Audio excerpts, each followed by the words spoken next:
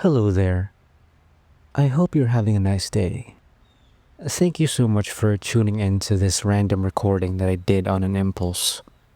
I hope you can bear with me for the next few minutes. I just wanted to get this off my chest. Have you ever had the most random dreams lately? Like seeing yourself riding a cross between a shark and a goat while holding onto a rocket launcher with seemingly no effort. A chaotic jumble of random things in your daily life that a fair number of people on the internet argue have some sort of meaning to them. Well, I'm here to tell you they don't. They really are just a jumble of random things you see in your daily life. And I think I know the reason as to why that is. But before anything else, let me ask you another question. Do you remember the dreams that you used to have as a kid? Fields of candy, going on a fantasy adventure, your hopes and dreams manifesting in the most exaggerated ways you can imagine. If I had to choose one word aside from dream to refer to all of that, I would call it art. Because, to be honest, that is exactly what it is. Let me give you some context. I grew up in a small town. It has only ever had a few thousand residents, even to this day. Most people knew each other, especially if you happened to be neighbors. It was a pretty tight-knit community and everyone looked out for each other. We had a pretty vast forest in the outskirts of town, and boar hunting was a respectable trade in town. In fact, I even had a friend whose father made a living doing so. On occasion, the hunters would even take us with them deep into the forest to play. It wasn't even a hunting trip anymore, it was just a glorified daycare. But they enjoyed bringing us with them and we loved being able to explore the forest more. It always seemed like a magical place, but thinking about it now, I guess it really was. There weren't any dangers or horrific incidents that had ever occurred in that forest. Most parents can happily leave their kids to play around the edge of the forest without any worries. Despite the abundance of wild boars in the area, they were never really particularly aggressive towards us. I even heard that one kid walked up to one and proceeded to give it a few pats with no consequence. It was a complete harmony. It had been like that for so long that eventually the town spoke tales of a guardian deity in the forest. It wasn't frequently spoken about, and people don't just randomly bring up the conversation whenever they could. But somehow, everyone just instinctively held a respect for the forest. Even the hunters made it their code to not hunt more than they should, and the forest never seemed to fail to provide. Even at night, the forest never really showed any hostility. Whenever the moon couldn't shine bright or was covered up by the clouds, fireflies would swarm to light up the night. The forest always seemed to act in our best interest. Like it made sure it was itself a safe place no matter what time of day. Another thing that was a highlight of my town during the nighttime was the dreams that everyone had. The dreams were so good and everyone slept so well with them that whenever someone would have a nightmare, or at least they think they had a nightmare, it would be the talk of the town. When I started living in the big city for my career, I realized how peculiar that was. Reminiscing about the past and comparing life back then to my life here in the big city eventually led me to an old memory that I had long forgotten for some reason. Even now, as I recall most of it, it seems to be in a haze, but I am slowly uncovering the details. It started on a random night in the middle of summer. The moon didn't shine too bright, but right on cue, the swarm of fireflies lit up the night. I asked my parents if I could watch the lights for a bit before going to bed, and they agreed on the condition that my older brother accompany me. When we arrived in the fields on the edge of the forest, it was a beautiful sight. It was magical, a scene straight out of a fairy tale. My brother opted to gaze at the stars while I ran around the fields. The fireflies didn't really seem to find me disturbing.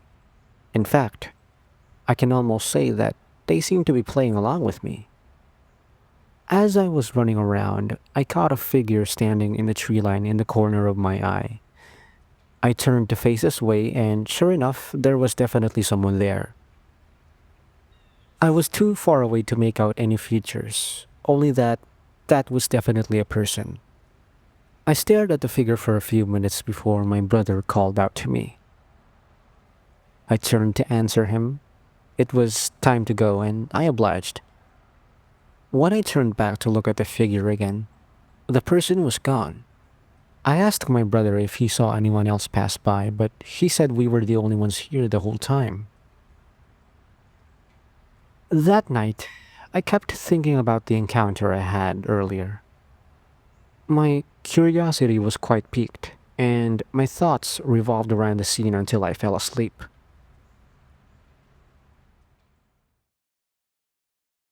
When I finally settled in, I dreamt that I was in the middle of the forest. Although it was a familiar sight, some things about it were different. The forest felt much bigger, and everything seemed to be extremely well lit. And above all, there was a sort of magical feeling to everything. I noticed the fireflies were arranging themselves on a pathway that I hadn't noticed earlier. It seemed like they were motioning for me to take the path ahead of me, and so I did.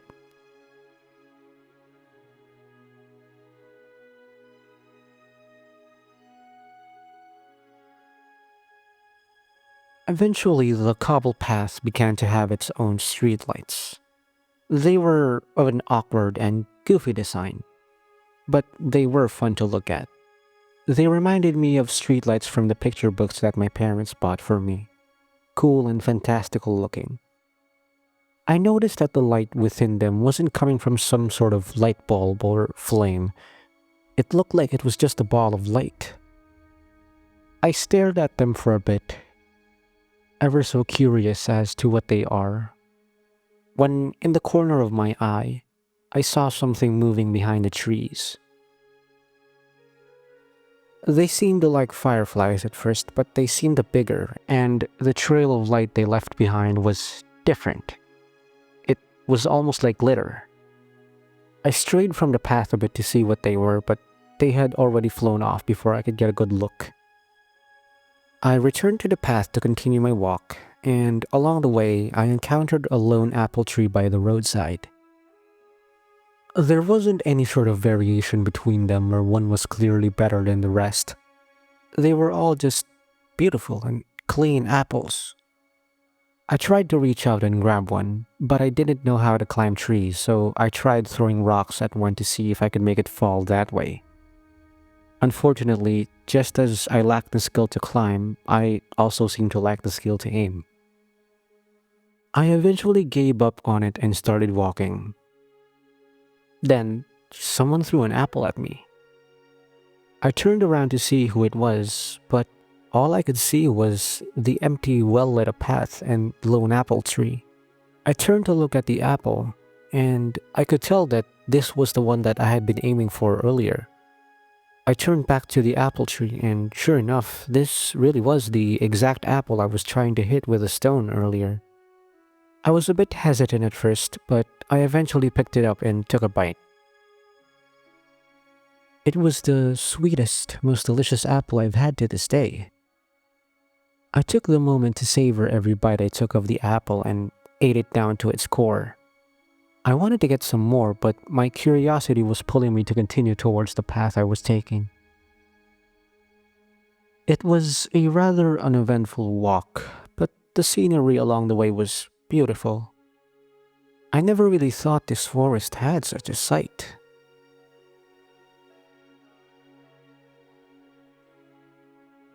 I eventually came to the end of the path, and there I saw it.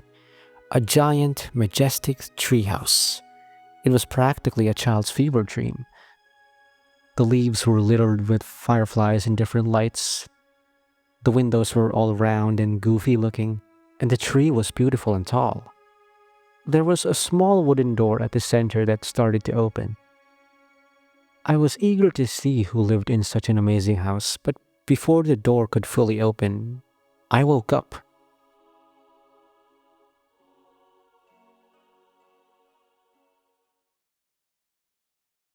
It was later that afternoon while I was doing some of my chores when my thoughts lingered back to that dream.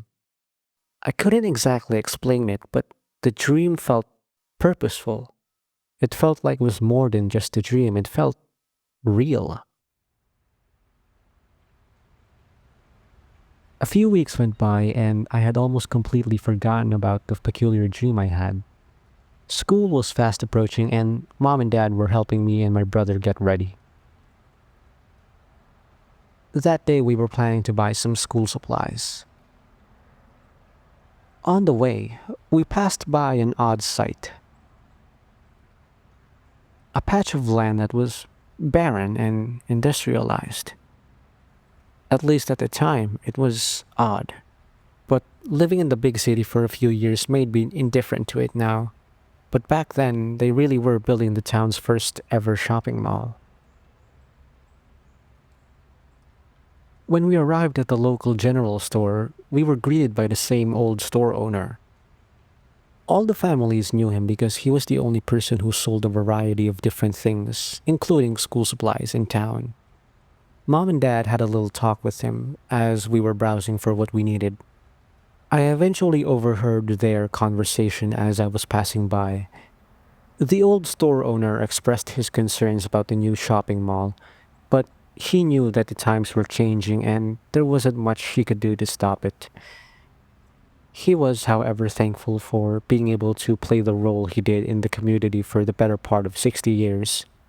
His son apparently expressed no interest in continuing the family business and opted to work in the big city. After a few minutes, we checked out our items and said our goodbyes to the old store owner. We passed by the construction site again, and I was a bit startled by the cacophony of heavy equipment that they were using. We got home, and the day went by as usual. It was a moonless night that night, and I could see the fireflies swarming their way towards the field from my bedroom window. I wanted to go out, but my brother this time was too busy as well to accompany me. So I just watched. I wasn't sure, but my eyes set on something in the distance that seemed like one of the things I saw in my dream. The ones that seemed like fireflies but weren't. I could make out the glittery light trail they were leaving behind, and I just sat there and watched. Eventually they disappeared into the distance, but that made me recall the dream I had a few weeks ago. It was getting late and Mom and Dad came in to tuck me in. I probably dozed off right away that night, since I couldn't remember them leaving.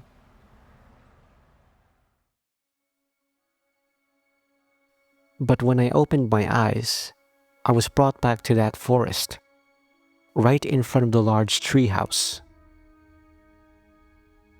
I was a bit out of it for a few moments, but then I proceeded to scan my surroundings. Then, I heard a voice. Hello there. It seems we have a visitor today.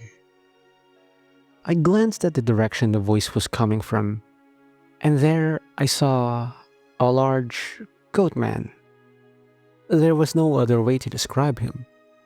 I was startled by the sight and fell to my back. But then, the large goat man began to talk again.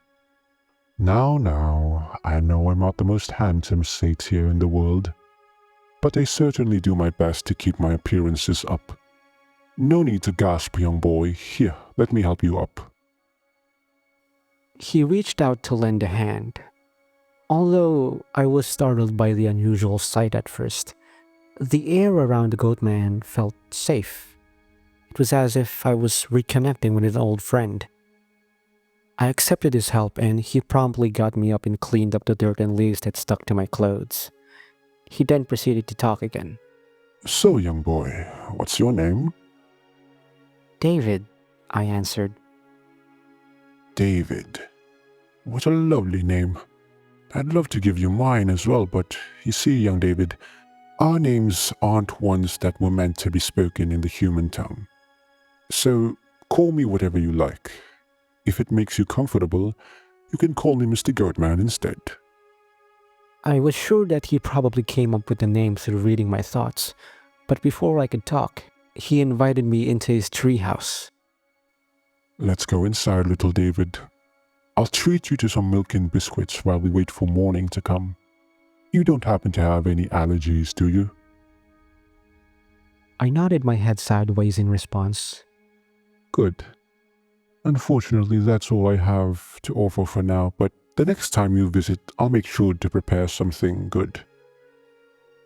When we entered the treehouse, it was everything I had imagined the ideal treehouse to be.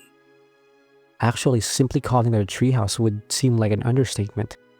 It looked more like the workshop of an old master craftsman.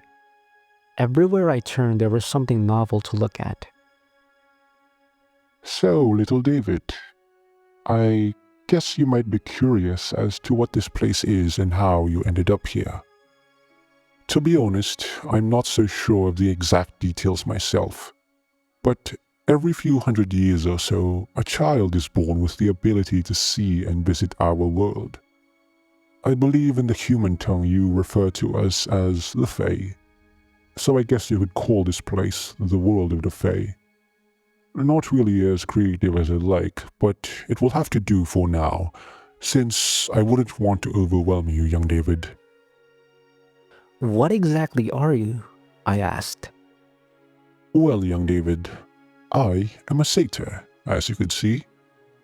But if that is not enough, I would say I am an artisan, a designer, a conductor for a good night's sleep.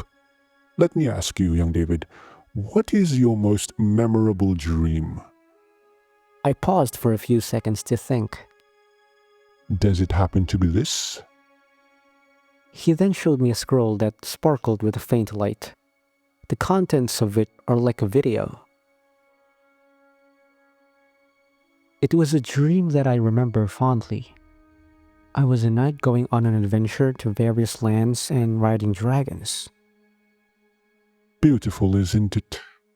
I spent quite the effort into crafting this dream for you, young David. Before I could continue the conversation, the earth beneath us shook and a loud rumble can be heard in the distance. Oh no. Young David, I'm going to have to cut our meeting short. It's not safe for you here. Take these biscuits with you. I'm sure you'll be quite famished when you wake up. Keep this a secret from your family. They can't see us like you do, so we wouldn't want them to worry, okay? Promise me that, young David. He then proceeded to blow a handful of glitter dust on me, and before I knew it, I was back home. That dream, it was surreal. I remember every detail of it. It was like something out of a fairy tale. It was then I noticed the bag of biscuits that were beside me. So that wasn't just a dream. Over the course of the next few months, I proceeded with life like usual, but on a few nights I would be able to cross over to the world of the Fae. I would meet with Mr. Goatman and he would show me the latest dreams he crafted for the people of our town. He would prepare all sorts of delicious food that I can enjoy while I watch him work. On occasion, I would even give him suggestions. Oh, that's a novel idea, young David. These dreams are 1,000 times better with your suggestions. But a few times, we would hear the loud rumble in the distance and the earth shaking again. Over time, the sound became closer and the ground shaking became stronger. Each time, Mr. Goatman would ferry me away with urgency.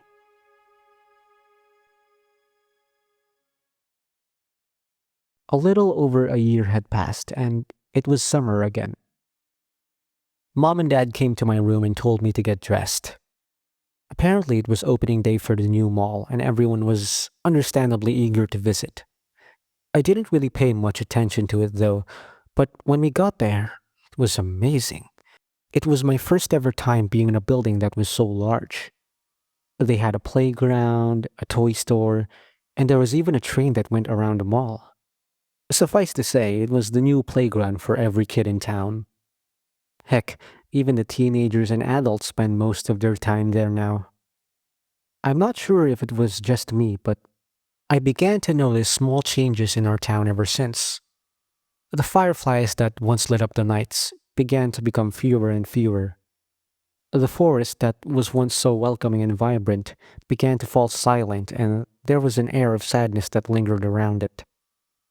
It was only then that I realized it had been quite the long time since I last visited Mr. Goatman, so I was eager for the next moonless night to come.